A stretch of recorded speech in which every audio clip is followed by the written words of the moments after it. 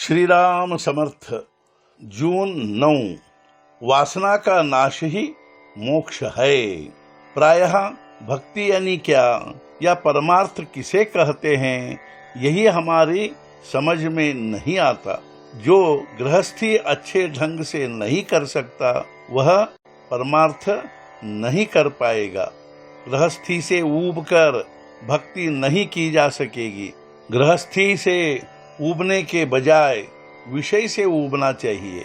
मुझे सुख प्राप्त हो, ऐसा प्रत्येक व्यक्ति का मुख्य हेतु होता है। मोक्ष का अर्थ है निरतिशय सुख का अनुभव, जीते जी प्राप्त आत्यंतिक सुख की स्थिति। यही मोक्ष की परिभाषा की जा सकती है। वास्तव में भगवान के यहाँ भला किस बात की कमी है? हम बस अपना मन उसे समर्पित करें और उसकी श्रद्धा युक्त भक्ति करें। चिंता करने का मतलब है भगवान पर भरोसा न रखना, देह को प्रारब्ध पर छोड़ना। यही सच्ची संन्यास वृत्ति है।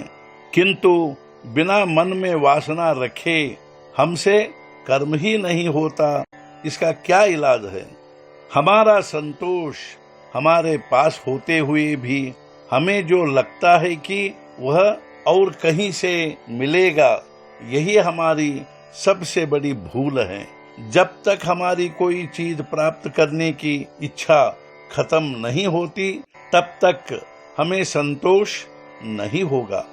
मरते दम तक हवस छूटती नहीं, और यही सभी रोगों की जड़ है। और इसीलिए जिसकी वासना मूलतः नष्ट हुई, वह सचमुच मोक्ष को पहुंच गया। आशा जब तक निराशा में नहीं बदलती, तब तक हम भगवान के दास नहीं हो पाएंगे। मन में जब कोई आशा निर्माण होगी, तब वह ईश्वर को समर्पित करे।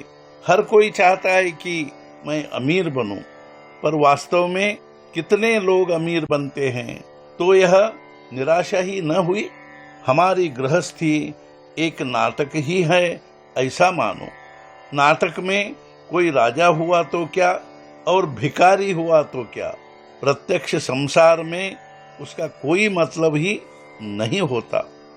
भिखारी का काम करने वाला यदि अपना अभिनय अच्छा करे तो उसकी अधिक तारीफ होती है। वैसे ही गृहस्थी में कोई अमीर हुआ तो क्या और कोई गरीब हुआ तो क्या, इस बात का कोई मतलब ही नहीं होता। मतलब इस बात का होता है कि किसी व्यक्ति ने अनुसंधान कितना रखा। हमने पैसा जमा किया तो कोई हर्ज नहीं, लेकिन वह हमारा आधार न बने।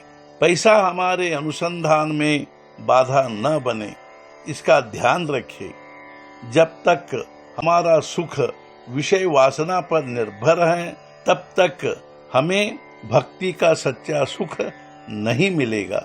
हमें जब ऐसा तीव्रता से लगेगा कि केवल भगवान ही की हमें प्राप्ति हो, तब हमें भगवान प्राप्त होंगे। मैं सब करता हूँ, ऐसी भावना कभी नहीं होनी चाहिए।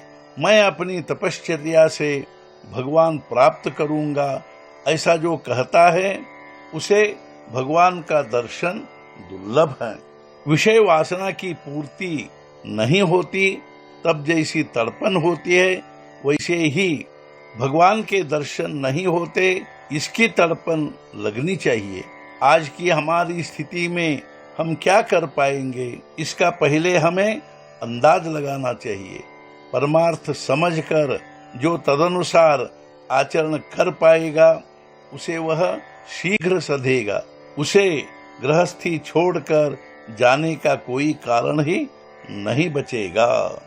आज का मुख्य विचार, कुछ चाहिए या नहीं चाहिए इसका आग्रह न हो, इसी में वासना की मृत्यु है।